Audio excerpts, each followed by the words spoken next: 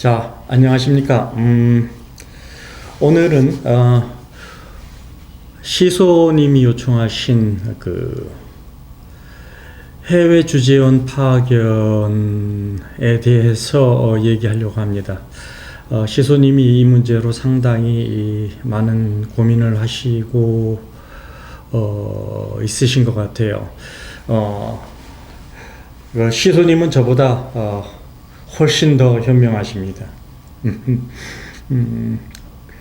저는 해외 지사 파견 나갈 때 이런 고민들을 별로 하지 않았어요, 사실은. 그런 고민을 안 하고 가족들의 의견을 묻고 가족들이 해외 나가서 살고 싶다. 그래가지고 이제 지사에 나가게 됐습니다. 물론 이제 저는 그 말씀드린 대로 4대 그룹에서 근무했기 때문에 지사로 발령이 나게 되면 여러 가지로 많은 혜택이 있어요. 그래서 많은 혜택을 받고 뭐 이제 그리고 이제 지사에 가서 지사와 이제 현장에 동시에 같이 근무하게 됐는데 이 영상을 제작하는 게 조금은 두렵습니다. 그 이유는 이런 그 해외 지사의 가족을 동반하고 나가는 경우가 그렇게 흔한 일은 아니거든요. 글쎄요, 많은 직장 생활을 하는 사람 중에서 몇 명이나 이런 기회가 올까요? 글쎄, 100명 중에 1명도 아닌 것 같은데요.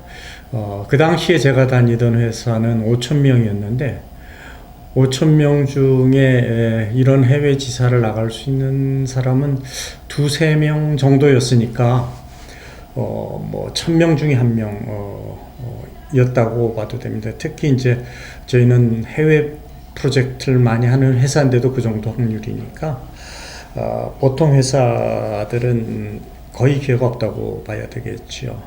그러니까 그런 것을 해보지 않은 사람들이 또 부정적으로 보고 부정적으로 얘기할 수가 있을 것 같아서 조금 두렵습니다. 그래서 시작하기 전에 성경에 이런 말씀이 있어요. 마음에 선이 가득 쌓여 있으면 나오는 말도 선하게 나오고 마음에 악이 쌓여 있으면 나오는 말도 악으로 나온다고. 저한테 그 몇 분들이 그래요. 아니 왜 당신은 반응이 그렇게 공격적이냐. 또 어떤 사람은 뭐 캐나다에 살면서 배려해야 된다면서 당신은 왜 질문에 대한 답변을 배려가 없이 하느냐. 이런 식으로 얘기하는데 저는 여러분들은 저 한 사람만 하지만 저는 많은 사람들, 불특정 다수와 커뮤니케이션을 하고 있습니다. 그러니까 질문을 하는 사람이 어떤 사람인지 저는 몰라요. 그러니까 제가 여러분들을 판단하는 것은 여러분들이 보내준 그 댓글에 의한 것, 그 댓글로서 판단을 하게 됩니다. 근데 그 댓글이 상대방을 이렇게 자극하는 댓글을 써서 보내요. 같은 말도 순화해서 보낼 수가 있을 텐데 그렇지 않고 팩트 좀 체크하세요. 뭐 그리고 이제 뭐 어떤 사람은 또 얘기하면서 나도 그거 해봤는데 안 그렇던데? 이런 식으로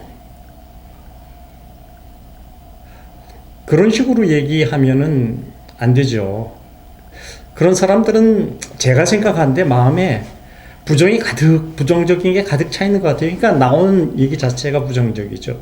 그러지 않았으면 좋겠어요. 저는 불특정 다수를 상대하고 있고 제가 이런 영상을 만드는 것은 도움을 주려고 하는 것이지 누구를 비난하거나 누구를 깔보거나 그런 게 아니에요.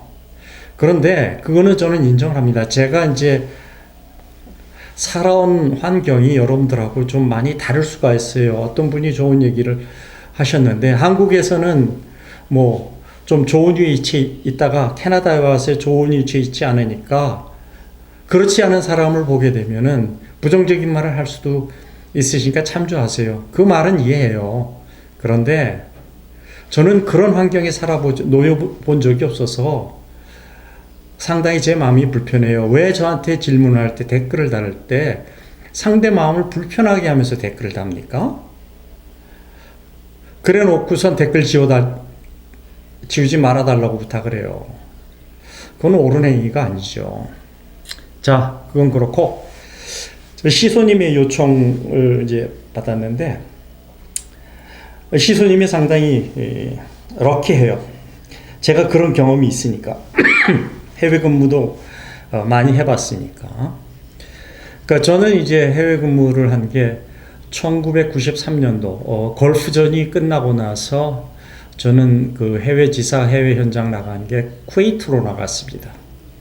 걸프전이 거의 끝나는 단계에 전후복구 사업 때문에 이제 나가서 지사도 만들고 현장도 개설하고 그랬습니다. 쿠웨이트는 다른 나라, 그러니까 중동 지방에 비해서도 생활 여건이 많이 좋아요. 한때 쿠웨이트는 뭐 중동의 진주라고 해서 대단히 부유한 나라였는데, 이제 제가 전쟁 끝나고 나가선 그러진 못했어요. 아무튼 그래도 이제 그런 쿠웨이트에 나가게 됐는데, 그게 상당히 아주 소수에게 주어지는 좋은 기회죠. 그런데 이제 그게 과연 좋기만 할까? 저는 몰랐어요. 그게 좋기만 할 거다라고 생각을 하고 갔으니까. 근데 살아보니까, 지내놓고 나니까 좋기만 한 것은 아니더라고요. 크게 생각을 해봅시다. 해외 지사를 나가면 이제 두 군데로 크게 나눌 수가 있어요. 하나는 영어권, 또 하나는 비영어권.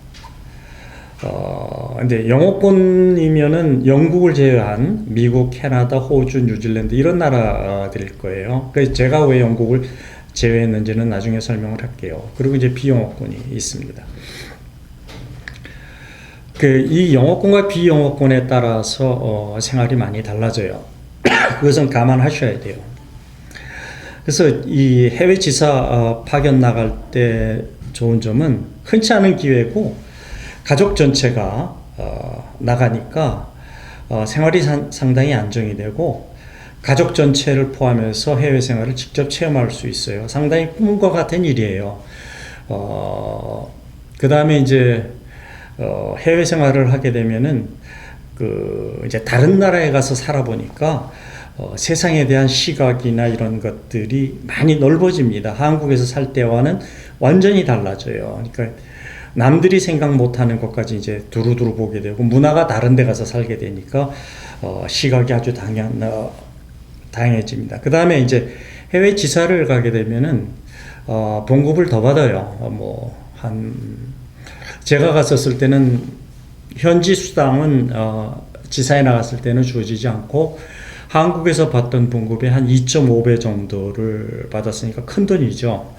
그래서 재산을 축적할 수 있는 기회이기도 합니다. 그리고 이제 영국, 캐나다, 미국 이런 데는 물가가 비싸니까 크게 도움은 안 되겠지만, 제가 살았던 중동 지방은, 쿠웨이트는 물가가 무진장 싸요. 세금이 없어요. 그래서 그 생활비가 많이 저렴합니다. 한국에 비해서. 그래서 그 돈을 세이빙할 수 있는 재산 축적의 기회가 주어지고, 그 다음에 언어 습득하고 이제 체험의 기회가 늘어납니다.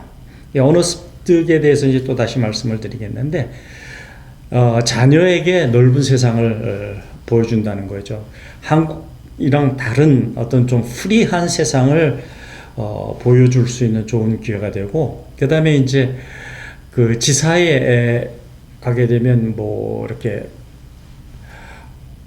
롱 위켄드나 휴가를 내서 주변국 여행을 할 수 있는 기회가 상당히 많아집니다. 그래서 저도 이제 쿠웨이트에 살면서 한국에서는 가기 힘든 나라들 여행을 많이 했어요. 이집트도 여행을 했고, 그리스도 여행을 했고, 이스라엘도 성지순례도 했고, 그 당시에 가족 전체가 같이 그런 어떤 해외여행의 기회가 상당히 많습니다.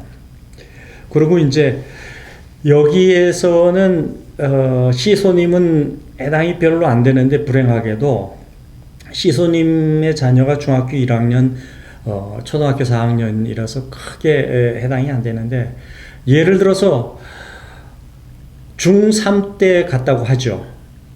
중3? 중1짜리가 해당이 될 수 있겠네요.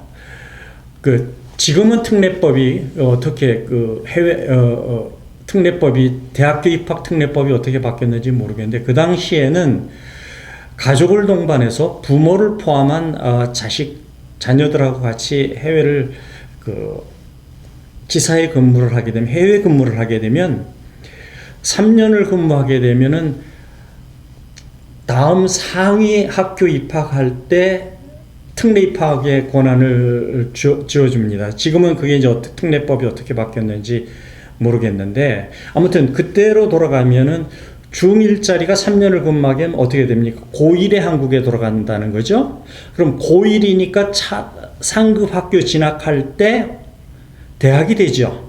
대학에 특례 입학이 됩니다. 이 특례 입학은 정규 입학과 달리 엑스트라로 들어가기 때문에 경쟁률이 상당히 다릅니다.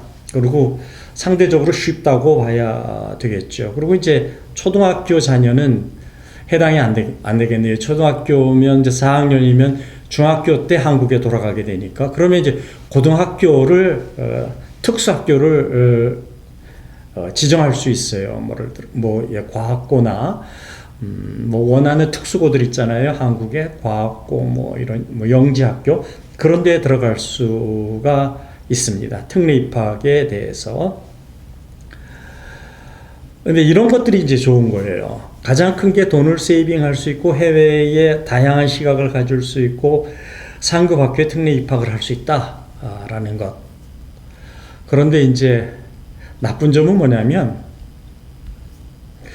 비영어권으로 갔었을 때 그 나라 현지어로 교육을 시킬 건 아니잖아요. 그렇죠? 그러면 애들을 학교를 어디를 보내야 되냐면 영어를 쓰는 학교로 국제학교를 보내야 돼요. 한국말로 표현하면. 그러니까 이제 제가 쿠웨이트에 갔었을 때 이제 중동 지방을 얘기를 하면 중동 지방은 이제 현지 학교를 보낼 수가 없어요. 워낙 아랍어를 쓰고 이러니까. 그러면 이제 어디들을 보내냐면 잉글리시 스쿨이라고 그래갖고 영어를 쓰는 학교를 보내는데 이제 제가 있던 쿠웨이트의 잉글리시 스쿨은 조금 국제학교에서 2류예요. 탑 클래스는 아메리칸 스쿨이거든요. 네, 이제 저희 애들은 이제 아메리칸 스쿨을 보냈어요. 왜냐면은 회사가 경제적으로 여유가 있으니까 아메리칸 스쿨을 입학시킬 때 모든 학비를 다 대줬는데 그 학비가 그 당시 1년에 1인당 두 학기가 1,000만 원이었어요. 상당히 비싸죠. 근데 그게 회사에서 부담을 해주지 않는다면 그런 어떤 최고의 학교에 보낼 수가 없을 겁니다. 회사에서 부담해주면 이제 다행인데 아니면 그런 문제가 생길 수가 있어요. 그렇지 않으면 이제 좀 저렴한 영어를 쓰지만은 좀 저렴한 학교로 보낼 수 있는데 거기는 이제 많이 교육의 질이 떨어지겠죠. 그 다음에 두 번째로 이제 그런 학교들이 사립학교인데 사립학교에 회사에서 어느 정도 부담해 주는지, 그러니까 부담해주는 액수를 넘어가서 차액은 본인이 내야 된다면 재정적인 부담이 됩니다. 근데 좋은 점은 애들이 영어를 익힐 수 있다는 거. 거기는 전부 영어를 쓰는 미국 애들, 영국 애들 이런 애들만 오니까 영어가 상당히 급속하게 늘어요. 그러니까 이제 쿠웨이트의 아메리칸 스쿨 오브 쿠웨이트라는 것은 쿠웨이트의 현지 애들은 이제 귀족 애들만 오는 학교입니다. 그리고 이제 나머지 애들은 전부 미국 애들. 이제 그 정도 학교면은 미국에서도 웬만한 사립 스쿨의 수준을 넘어서는 거예요. 근데 이제 그런 학교는 입학하기가 시험도 봐요. 시험을 보는데 저희 애들은 어떻게 다행히 합격을 했습니다. 그 다음에 이제 그런 학교일수록 학교 적응을 애들 학교를 적응해주는 교사와 ESL 선생님이 배치가 돼서 애들을 이렇게 도와줍니다. 도와줘서 애들이 잘 따라갈 수 있게끔 많은 서포트를 해주는데 우리 애들 같은 경우에 한국에서 영어를 꽤 한다고 했어요. 왜냐면 아주 국민학교 입학, 그러니까 초등학교 입학해서부터 애들을 영어 교육을 계속 시켰거든요. 그런데 영어 교육을 계속 했는데도 막상 그 인터뷰를 할 때, 애들이 입학을 위한 인터뷰를 할 때 교장 선생님이 묻는데 애들이 yes, no도 못 하더라고요. 그래서 상당히 제가 당황했어요. 그래서 제가 옆에서 이제 통역을 하고 그랬는데 아무튼 저희는 그 인터뷰도 패스가 됐어요. 그럴 때는 이제 부모들을 보더라고요. 부모들을 보고 그래서 이제 저는 패스가 됐는데 그러니까 저희는 아주 운이 좋은 케이스였습니다. 그리고 이제 또 나쁜 점이 뭐냐면 주재원으로 나가면 현지에 있는 교민들로부터 많은 교민들로부터 이렇게 좀 질시를 받습니다. 왜냐하면 그 사람들은 그런데 살려고 왔는데 쿠웨이트 같은 경우는 이민을 받아주지 않습니다. 뭐 어떤 사람이 아랍에미리트 두바이 가서 이민 가는 게 좋다고 댓글을 달았던데 제가 그 댓글을 보고 웃었습니다. 세상 물정 모르는 사람이 참 꿈을 꾸고 허황된 꿈을 꾸고 있다고. 중동에 살아보지도 못한 사람이 중동을 아는 것이냐 얘기를 해서 참 우스웠는데, 근데 그 이제 제가 갔던 그 쿠웨이트 같은 경우는 그 사람들이 그 쿠웨이트 시민권을 딸 수가 없어요. 그래서 스폰서를 비롯해서 이제 그 거주 비자를 받아가지고 거주를 해나가는 그런데 이제 거기에 이제 주재원으로 가게 되면 조금 이렇게 층이 갈립니다. 뭐 안 그런 사람도 있지만 질시하고 하는 사람도 꽤 많습니다. 그래서 이제 벌어지는 게 주재원끼리끼리 주재원과 거기에 이제 간 한국 외교관들하고 이렇게 그런 그룹으로 이제 이렇게 모이게 됩니다. 그래서 그건 상당히 좋은 거는 아닌 것 같아요. 그 다음에 이제 현지에서 아내가 이제 부인이 혼자 운전하고 다녀야 되는데 언어의 문제도 있고 그 운전에 익숙하지 않으면 특히 이 해외 운전이니까 어떤 그런 것에 의해서 잘못하면 집사람이 잘 외출도 못하고 고립되는 그런 경우가 있는데 저희는 다행히 이제 그 현지에 파견된 한국 영사 부인으로부터 저희 집사람이 친해서 많은 도움을 받아서 운전도 같이 하고 다니고 그래서 집사람이 나중에는 차를 혼자 끌고 다니고 그렇게 됐습니다. 이제 그런 것들이 상당히 나쁜 점이고 또 어떤 점이 나쁘냐면은 한국으로 귀국을 한다면 자녀들이 한국에 와서 물과 기름으로 떠돌게 돼요. 뭐 이런 점은 생각을 못하겠지만 저희 애들이 그랬어요. 그러니까 제가 이제 실수한 것 중에 하나가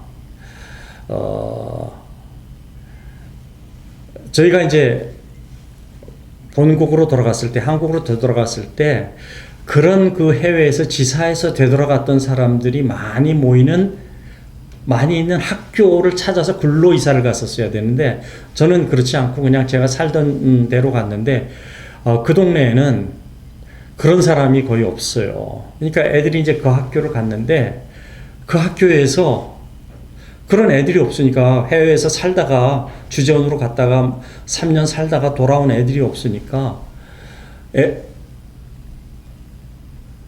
아들은 그래도 친구를 조금 사귀긴 하던데 우리 딸 같은 경우는 잘 사귀지를 못하더라고요. 그리고 이제 또 그 당시 어떤 문제가 있느냐면 요즘은 안 그렇겠지만 그 당시에 이제 아들, 딸이 공이 겪은 문제가 뭐냐면 이제 얘들이 이제 아메리칸 스쿨을 다니고 거기서 졸업하고 다니고 이러다가 왔으니까 우리 딸 같은 경우는 그 아메리칸 스쿨 중학교를 졸업하고 주니어 하이스쿨을 졸업하고 왔고 우리 아들은 엘리멘터리 스쿨을 졸업하고 그 주니어 하이스쿨을 다니다가 이제 한국으로 되돌아왔으니까 이제 애들이나 영어 선생이 우리 애들 보고 영어 시간이 되면 책 한번 읽어보라 그래요. 네 발음이 어떤지 들어보자고. 그런데 그 영어 교과서를 읽잖아요. 그 영어 교과서를 읽는 발음이 영어 선생 발음하고 달라.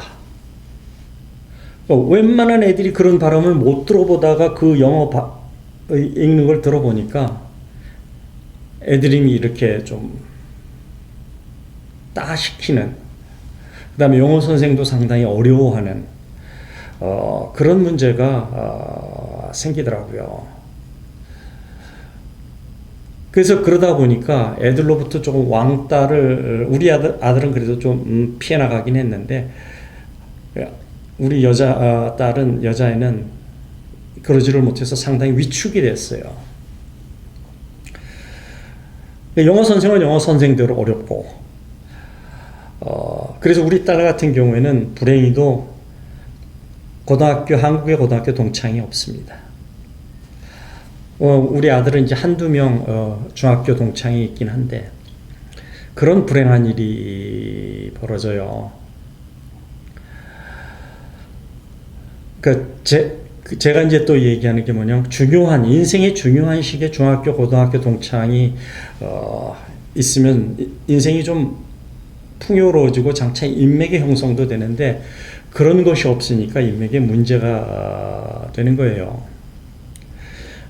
따라서 이제 한국 학교의 부적응으로 성적이 저하가 돼요. 왜냐하면 교과 과정이 다르니까. 그 다음에 얘네들이 이제 그런 어떤 미국 교육 시스템의 최고의 교육을 받다가 한국으로 돌아왔는데, 한국 교육 시스템은 그렇지 않잖아요. 지금은 더해졌겠지만 그 당시에, 그러니까 우리 애들이 이 딜레마에 빠지는 거예요. 혼란에 빠져가지고, 아니 왜 내가 영어 학교 다닐 때, 미국 학교 다닐 때는 안 그랬는데 이 선생들은 왜 그러지? 왜 저렇게 나한테 얘기하지? 다르거든요. 거기 선생님들은 잘 타이르고 애들을 이렇게 북돋아 가지고 할 수 있는, 못하는 애들도 잘한다 하고 끌고 가는데, 한국 교육은 그렇진 않잖아요. 그러니까 한국 학교를 적응하기가 상당히 어려워요. 그리고 이제 9번째, 무슨 문제가 있느냐면은, 대학 특례 입학을 해야 되는데, 그거는 학교에서 가르쳐 주질 않아요. 공교육에 포함된 거 아니에요. 특례 입학을 위한 시험은 또 달라요. 그렇게 되니까 어떻게 돼요? 그 부분은 사교육에 의존할 수밖에 없어요. 우리 딸 같은 경우는. 그래서 이 사교육을 이제 강남 대치동에 가야 되는데 적지 않지요. 비용이. 그리고 이제 해외에 살 때 애들이 한국 교육하고 너무 다른 교육을 받고 있으니까 애들이 여름방학 때마다 한국에 들어와서 한국 교육을 캐치업을 해야 돼요. 그러니까 2개월이면 2개월, 3개월이면 3개월 함축해서 가르쳐주는 강남에 학원들이 있어요. 근데 그런 학원에 가서 여름방학 때마다 한국 교육을 다시 받고는 했었어요. 현재 근무할 때. 그러니까 현재 근무할 때 그렇게 캐치업을 했었어도 그게 다는 아니더라고요. 그러니까 애들이 잘 못 따라가게 돼서 와가지고 이제 한국의 대학을 특례 입학을 위한 별도의 사교육을 꽤 많은 돈을 들이고 했어요. 그래서 저는 이제 그런 어려움을 겪었는데, 이제 제가 귀국하고 나서 쿠웨이트 지사 갔다가 귀국하고 나서 얼마 안 있다가 제 친한 동료 친구, 대학 동문이면서 제가 이제 80년도에 미국 기술연수를 갈 때 우리 부서에서 2사람이 뽑혀서 갔거든요. 이제 각 부서에서 1사람, 2사람씩 뽑혀서 갔는데 우리 부서에서는 2사람을 가게 됐는데, 제가 갖고 또 한 친구가 있는데 바로 이 친구. 제가 대학교 동문이면서 아주 친한 친구인데, 이 친구가 미국 지사로 이제 제가 들어오고 난 후에 이제 미국 지사로 가게 됐어요. 이 친구가 가기 전에 묻더라고요. 그 지사에 대해서 어떤지, 그 다음에 가고 나서 어떤지. 그래서 그런 얘기를 쭉 해줬더니 이 친구는 갈 때 이제 미국 휴스턴으로 가게 됐는데 딱 작정을 하고 가더라고요. 자, 지사에 가서 본국으로 지사 근무가 끝나면 나는 미국에 또 눌러 앉겠다. 휴스턴에 눌러 앉겠다. 이러고 이제 가서 진짜 지사 기간이 끝나니까 한국에 돌아오지 않고 사표 내고 거기서 눌러 앉은 친구가 있는데, 이 친구는 물론 거기서 미국에서 이제 영주권을 받게 돼서 그 주재원 비자에서 영주권 비자로 받게 돼서 이제 미국 교민으로 이민 형태를 갖추게 됐는데, 이 친구는 상당히 잘 됐어요. 이 친구는 이제 딸이 하나가 있는데 딸이 미국에서 의사가 됐으니까요. 잘한 거죠? 그러니까 자녀를 위해서 직장을 버린 거예요. 이제 그 친구가 이제 휴스턴에서 이민을 해서 주저앉았는데, 이제 제가 이제 오일 회사에 다니니까 이제 휴스턴이 이제 본사가 있거든요. 그 이제 가끔 이제 출장을 가면 그 친구하고 만나서 이야기도 하고 이제 그랬는데 참 인연이 길지요. 그쵸? 84년부터 시작해서 거의 2020년까지 쭉 만났으니까 같이 부서에서 근무하고 서로 주재원이 해외 지사를 나갔다가 그 친구는 미국에서 앉고 이제 저는 캐나다 이민 와서 그 친구를 이제 만나고 했는데, 그러니까 그 친구나 나나 이제 운이 좋은 거예요. 지사 근무를 할 수 있었던. 근데 운이 좋았느냐? 글쎄 꼭 좋았던 것만은 아니에요. 근데 그 친구는 아무튼 딸을 의사로 만들어서 의사가 지금 돼서 샌호세에서 근무를 하고 있는데 잘했죠. 제가 이제 제 영상을 처음부터 쭉 보신 분들은 아실 거예요. 제가 왜 캐나다 이민을 왔느냐 라고 하면서 우리 아들 얘기를 거기서 했어요. 그러니까 우리 아들이 중학생이 돼서 한국으로 돌아갔는데, 돌아간 후에 이제 명문고등학교로, 차상위 학교는 지정하는 대로 특례 입학이 되니까 명문고등학교로 보냈는데, 그러니까 처음에 중학교는 일반 지역에 있는 중학교를 보냈어요. 꽤 좋은 학교를 보냈는데, 이제 고등학교를 명문고등학교로 보냈는데, 이제 명문고등학교에 그 특수하게 온 애들이 있으니까 거기서 애가 못 따라가더라고요. 그리고 이제 성적이 조금 뒤처지니까 우리 아들이 그런 애가 아닌데 조금 학교 생활에 많은 어려움을 겪었어요. 그래서 그 아들 때문에 이제 많은 고민을 했는데, 사실 우리 아들은 우리가 쿠웨이트에서 근무할 때 이제 부임 기간이 끝나서 한국으로 귀국하려고 할 때 아들은 울더라고요. 오기 싫다고. 자기는 쿠웨이트에서 남아서 아메리칸 스쿨을 계속 다니겠다고 하는데, 제가 이제 그렇게 할 수가 없었죠. 그 돈이 엄청나게 비싼데. 그래서 이제 교장 선생님이 자기가 데리고 있겠다고까지 얘기를 했는데 데리고 왔어요. 데리고 왔는데 결과적으로 중학교는 잘 견뎌냈는데 고등학교에서 조금 성적이 뒤처져서 명문대학을 갈 수가 있는 그런 실력이 아니어서 그 아들 때문에 결과적으로 캐나다로 이민 오게 된 계기가 됐습니다. 그러니까 해외 지사를 근무한다는 것, 일견 많은 사람들은 해보지 않은 것을 하기 때문에 축복일 수도 있겠지만, 먼 미래를 바라보면, 자식들의 입장에서 바라보면 그게 결코 축복이라고 할 수가 없어요. 이제 아까 제가 얘기한 우리하고 친하게 지냈던 외교관 영사, 그 집에 이제 아들이 둘이 있는데, 그 두 아들은 거의 이제 이 사람은 외교관이니까 해외만 이제 떠돌게 되니까 그 아버지를 따라서 이제 그 가족이 전부 해외를 떠도니까 영어를 엄청나게 잘하죠. 그래서 그 아들 둘도 나중에는 한국에 들어서 특례 입학이 돼서 한국의 명문대학교에, 둘 다 명문대학교에 꽤 좋은 과에 입학을 했는데 들어가서 졸업을 하고 한 해는 뭐 대학원까지 나오고 그랬는데 한국에서 좋은 회사에 취업을 하지를 못하더라고요.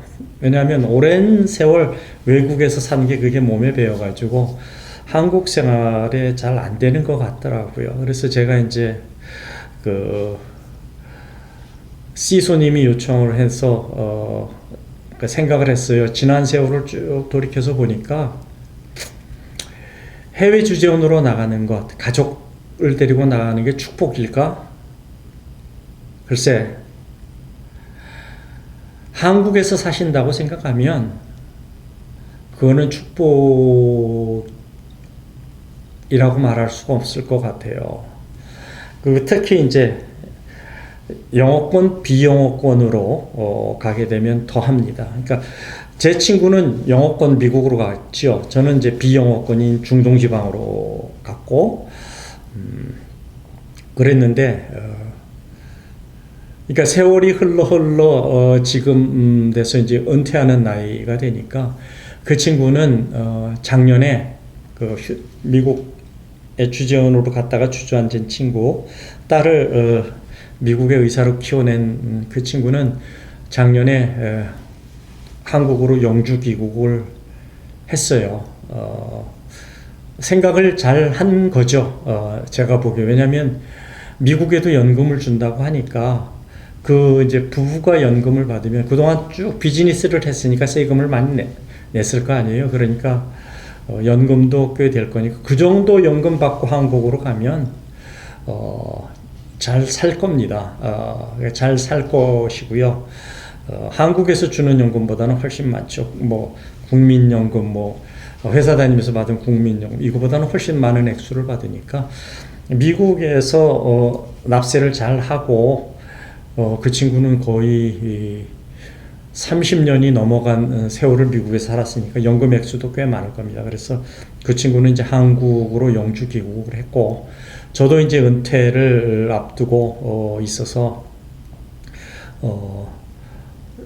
저도 조금은 뭐 한국에 가서 영주 귀국은 한 생각은 없는데 가끔은 한국에서 살려고 지금 생각을 합니다. 그래서 제 뭐 은퇴 후의 계획은 뭐 제가 댓글로도 남겨놨는데 저는 조금 그 친구하고는 다른 은퇴 후의 삶을 살아가려고 합니다. 그래서 같은 회사에 같은 대학을 나오고 같은 회사에 들어서 같은 부서에서 근무를 했고 그 다음에 둘 다 해외 주재원으로 나갔고 그러니까 비슷한 경로를 겪은 그 두 사람이 은퇴를 앞두고는 완전히 상반된 길을 가야 되는 것 같습니다. 그래서 시소님도 고민을 많이 하시고 기도를 많이 하세요. 가족 동반을 가느냐 가지 않느냐. 그러니까 제 주위에 가족 동반을 해가지고 해외에 나갔던 사람들이 몇몇 있습니다. 제가 말씀 안 드린 그 외 몇 사람 더 있는데 공통점은 그들이 한국에 돌아가서 자녀들이 제대로 적응을 해서 아버지만큼 좋은 회사에 들어가지 못했다는 것은 분명히 말씀드릴 수가 있습니다. 자, 오늘은 이제 주재원에 대해서 제 살아온 인생 역정의 일부분을 여러분들한테 말씀을 드렸습니다. 다음 시간에는 마크님이 요청한 사실은 하고 싶지 않았는데 뭐 중산층 또 주류층이라고 해서 뭐 거부감을 가진 분들이 있는데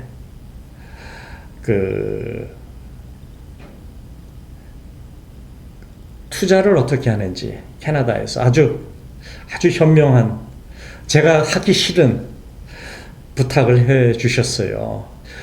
뭐 중산층 뭐 주류 사회 가지고 반발을 하시는데 제가 설계하고 은퇴한 준비 계획을 들으시면 더 반발하는 사람이 많을 거예요. 왜냐하면 그 사람들은 제가 단언할 수 있건데 50 후반이 넘어가신 분, 이 영상을 보신다면 50 후반이 넘어가신 분들은 미안하지만 어떤 그런 파이낸셜 플랜을 제대로 세울 수가 없습니다. 그러니까 빠르면 빠를수록 좋지만 40대부터 파이낸셜 플랜을 세워서 실행을 해야 됩니다. 늦어도 50대 초반부터. 늦으면 50대 초반, 빠르면 40대, 더 빠르면 더 좋겠지요. 그래서 그것을 이제 할 수 없는 위치에 와 있는 사람들은 더 질투를 하고 더 부정적으로 생각할 수가 있습니다.